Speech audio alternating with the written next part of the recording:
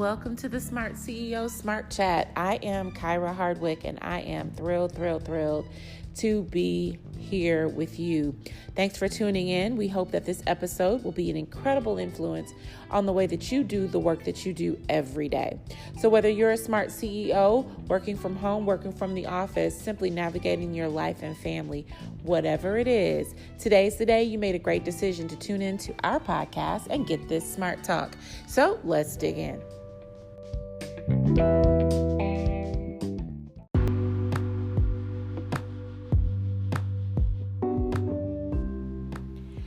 Welcome back to yet another episode of the SmartCEO Podcast. I am your host, Alina Conley, Program Manager for the SmartCEO Cohort, and I am also the Senior Division Leader for Coaching and People Development at the Kyra Company. Today, I am joined by one of our very own cohort members, Chef Krystal Mack. Welcome to the show. Thank you, Alina, for having me. I am so excited to talk more about you, learn about your business. So let's just get started there. How did you get started on your entrepreneurial journey? And tell us exactly what you do and what your company is. Okay, so my journey started years ago. I've been an entrepreneur, I feel like, for well over a decade. But with this particular business, with Early Bird Vegan, this started in 2019, where we conceptualized our food truck, which is actually Trash Panda Vegan. And we launched officially in 2020 with our food truck, with pop-up, and a couple months after the pandemic hit, we launched our restaurant, Early Bird Vegan. And what we do is we provide delicious plant-based meals to the community via our restaurant and mobile food truck on wheel. And we do it in a way to let people know that vegan food is accessible, delicious, full of flavor, and not just green things. I love that. I actually used to be a vegan for about 3 years, and it was wonderful. I actually found it to be much easier when I lived in New York because, at the time, and this probably was 2008 to call it 2011. There's so many vegan restaurants and grocery stores. And then once I got pregnant with my first child, I just suddenly started craving turkey burgers and I was sneaking food. And then it was all she wrote. But love the lifestyle, still love a good vegan dish. But you mentioned that you have been an entrepreneur for a decade. So what other businesses have you owned and what made you go this route versus a more traditional career? I've been coupled since I was 5 years old out of necessity. I'm the youngest of 8 children. Wow. And my oldest sibling is in their 70s. I'm that whoopsie baby, after retirement baby. Cooking was in my veins because my mom was a big cooker, or still is. She's a big cooker from Thailand. And my daddy's from the South and had all those Southern flavors in the house, always cooking. And I love to do it. I love to serve people. We hosted a lot of parties when we were young or when I was young at the house. And so hospitality was always, I feel, in my blood. It was always there, that desire to serve people. I started the entrepreneurial journey I started with catering first. And I started doing that after culinary school. I should backtrack. Went to culinary school, was actually going to school to be a biologist, culinary. And I never worked in restaurants growing up. I always had an office clerical job, and my friends all who did fast food, I just couldn't imagine myself doing that. So I almost missed my calling because I didn't want to do that kind of work. And when I was in college, I had found one of my professors had left the head of the department to become a caterer. And there was a program at the school, and I took a couple classes, and then I found the best culinary school that was out here at the time was Scottsdale Culinary Institute, which is the Le Cordon Bleu school. So I'm classically trained French and started with that and started doing, like I said, catering. And that was my first business. It was Krystal Culinary Creation. So that was a mouthful, and started with that. And then worked in a number of restaurants after school, from fine dining to fast casual to steakhouses. And then I found myself with the opportunity to personal chef. So I did that for a long time.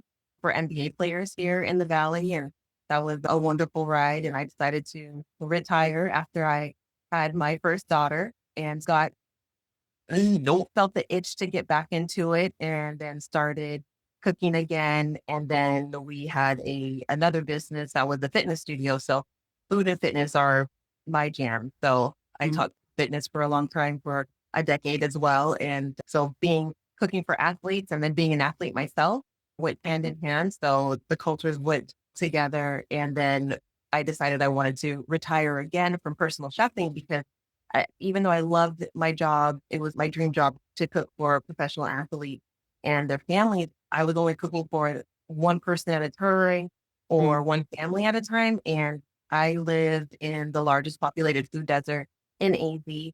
And that's where we opened up our first restaurant. So I was able to provide food in the food desert and vegan food. So that was it was what the community needed. So it was a call to action. I had to travel outside of my zip code to find good food. And I'm like, why do we have to travel outside the area to find food, to find good grocery stores and things like that? That's really the reason why we started the business where we did. And I still live in that area. And even though we opened our restaurant in South Phoenix, and we were there for 4 years with Early Bird Vegan. And then 2 years ago, we opened up a second location in Tempe, right down the street on the same street name. It's on Broadway. And then earlier in the year, we ended up closing the Phoenix location so we could just expand our operations here with catering. We have a larger facility and just access to the freeways and things like that. But just because we left South Phoenix doesn't mean that we don't love it. We take our food truck and we're mobile, so we can go anywhere. So if anybody wants us to come over there, we definitely go to events and special events and occasions that are in the area as well. Wow, that just sounds like an awesome, awesome life. Very beautiful story. Congratulations on all of your success. Do you watch the show The Bear? You know what? I've seen previews of it, so I know about it. And I just haven't set down the time because I have to schedule that into. If I want to watch something, I have to schedule it. But it's on my list to watch. Oh So my God, I hope to. you have to watch it. I feel like every chef has to watch it. I obviously am no chef, but my little restaurant experience was being a server at Ruby Tuesday. But anyways, on the actual show, they really take us in the journey of what it is to be a chef in this five-star world, or essentially they're trying to get 5 stars. And Right. the storylines follow the head chef and the business partners, and it's like this family-owned business, and you got all these different workers who are like trying to go to culinary school, and then you have some people that are trying to become pastry chefs. And so one of the things that I find I love about that show, and I love about a kitchen in general, is that you have all of these life journeys all in one, right? But we know that the restaurant industry in itself is just like incredibly challenging. But we also know that the work of a chef and even like the artistry of a dish is also a very challenging yet scientific art that not everyone can do. So I feel like I fully appreciate if you can do it, like you are very gifted. And so I want to just talk about that though, like the balance of being in such a challenging, historically challenging industry, especially for our culture, but then also the actual challenging skill set of culinary work, right? Like, how do you manage both of those things and how did you become successful in those areas? Managing those two things. I love that you talked about that, how it is artistry. And I never used to consider myself an artist or using the word chef for a long time. It was something that I didn't use because that was something that was earned. Just because you went to culinary school doesn't mean that you're a chef. So it took a long time to get there, to hone your skills after school. But when you're in the kitchen and when you have so many other personalities there as well who aspire to do other things, maybe they're on that same journey or they're on a different journey and they're in a space where like they just love it, right? What we do. And so they want to be here working and whatnot. The challenging part is to be able to teach that. And so you become a teacher, right? You manage all the things, you wear all the hats, but teaching what I see and what I want to be the end product is a lot. It takes time, right? You're cultivating the people. You have to basically set your culture and what the expectations are and making sure that everybody buys into the culture. And at the end of the day, that this is what we're here to do. And when it comes to balancing that, I don't feel like I'm not to say that we're not elevated, that the food is elevated. It's vegan food, right? It's fast casual, but it has that touch to it. So it has that culinary flair. So the food has to be aesthetic. So if it's not aesthetic, it's not going to go out. And it absolutely has to taste perfect, right? So making sure that everybody knows what they do, that it's every dish is important that goes out. And so finding the balance is a lot because there's so many places where you get pulled at in the restaurant. So from prepping to managing the restaurant to managing the customers and all of the flow, you have to have your procedures in place, what it is. So to find that balance, because if you don't, then to be able to relinquish control and to be able to say, hey, I trust you with doing this specific thing, these tasks, or you're in charge of this, you're in charge of the restaurant while I'm gone. You're in charge of ordering and things like that. There are a lot of things there are some things that I haven't relinquished control of. There's some, I make all the pastries in house and before I've had other people do it, but right now I'm at a point where I don't have anybody to do that. And I don't want to take away from what anybody else is doing right now because they are so good at where they're at.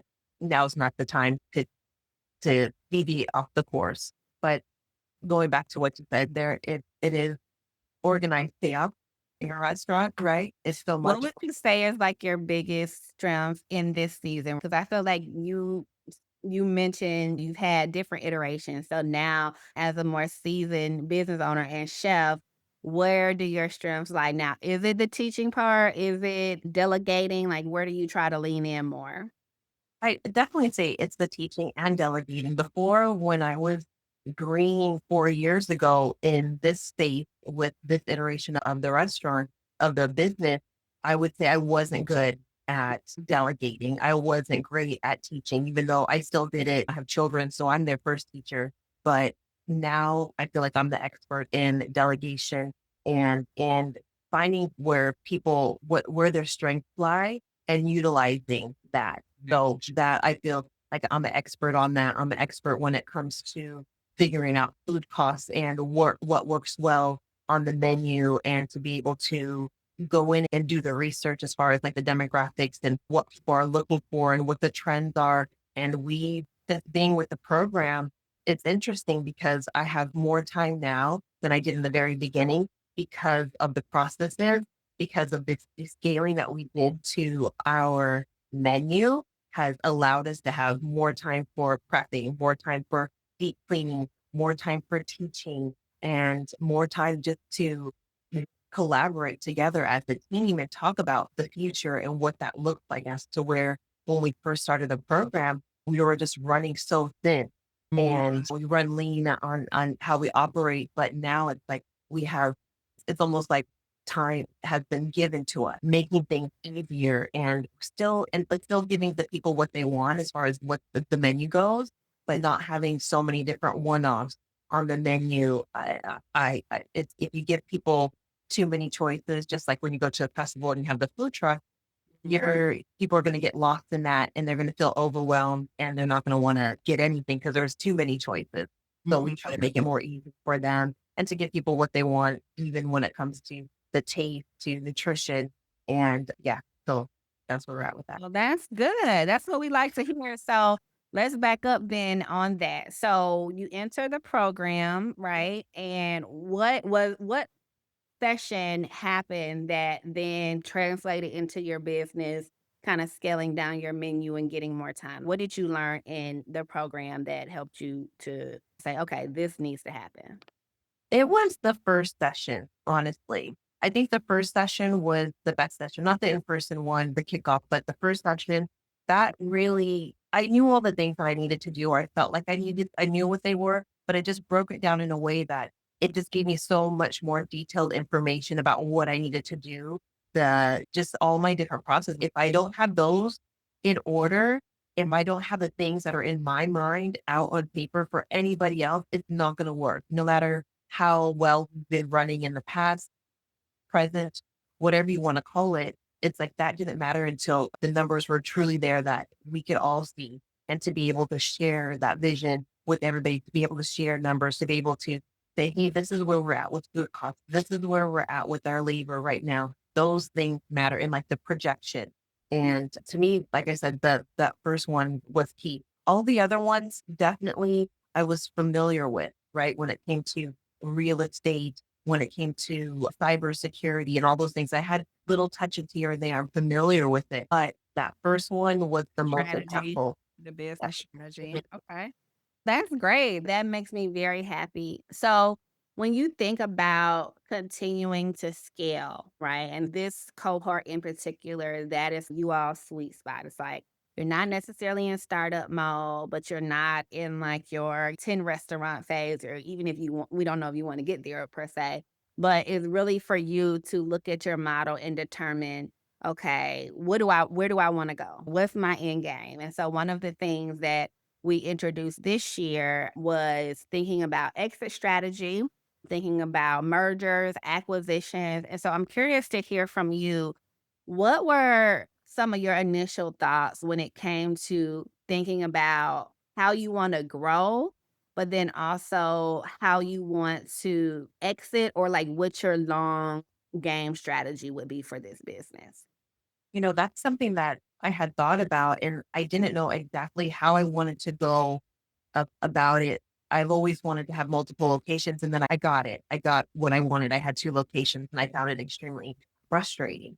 Mm. And it was because my processes were not in order. So scaling back and having the one location and then the food truck, it made me realize, okay, now going forward, if we find another space, here comes real estate. What does that look like? And what does franchising look like? So we've done a lot of research for franchising and what that's going to entail. So whether if it's like, if the person, they find a space or we find a space for them, it's going to cost X, Y, and Z amount of money to be able to replicate what we do. And what are they going to get with this franchise fee that they're paying, and what the terms are, the length of the contract. There's a lot of that, a lot of information that goes into that, but we've done the research. So I feel like we are ready for that if that's what we want to do. Because so many people come up to us. We have a lot of people, I would say 60% of our audience is from out of town.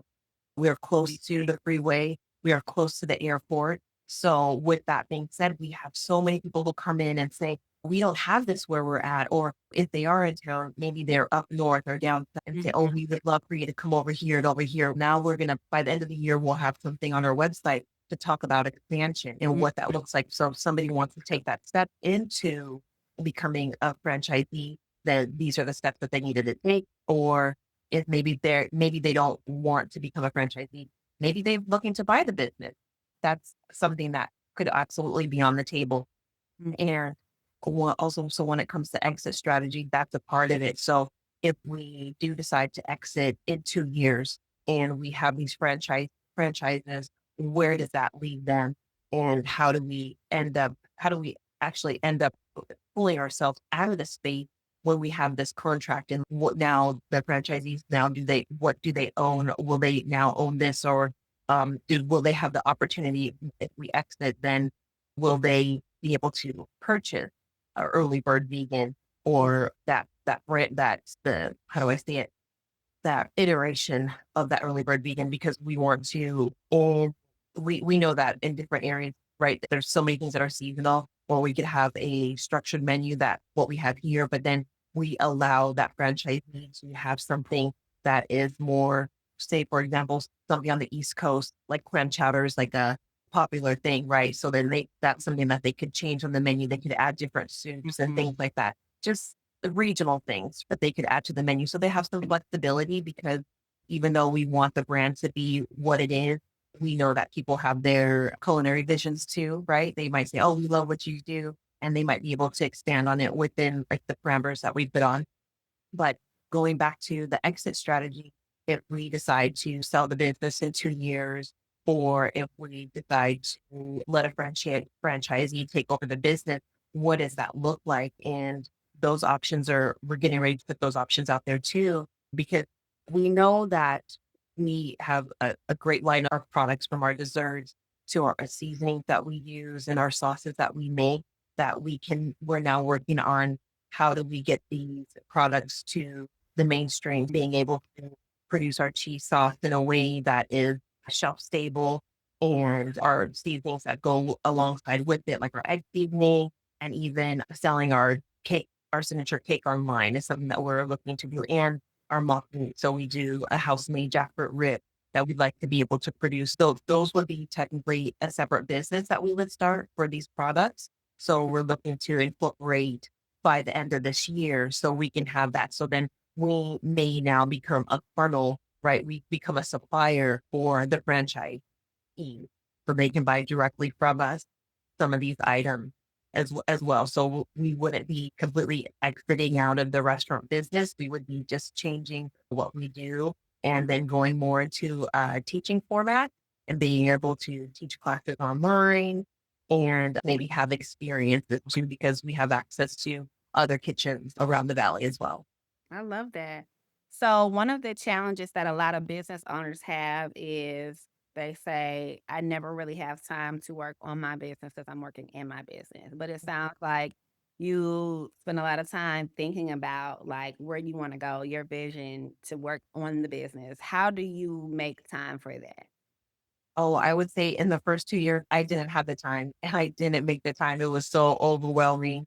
But now realizing that you have to make the time, you have to schedule it, you have to do time management, and it takes sacrifice. It's not called early bird vegan for no reason. I am an early bird, so I wake up even earlier than I want to, so I can make sure that I get the things done that I What need time do to you wake up? prepare. Usually around 4 o'clock. Mm, mm, mm, mm. Yeah. And if my alarm clock doesn't go off and I wake up at 6 and the day is Gone. almost, yeah, gone, because there's so much that I miss. I'm that person that I'm responding to emails at 4 or 5 o'clock in the morning. Not to say that people will get them, but that's when my sweet spot to get that time done, because there was a lot of times where, I stayed up to the wee hours in the morning at 12, 1 o'clock in the morning. And I was not taking care of myself.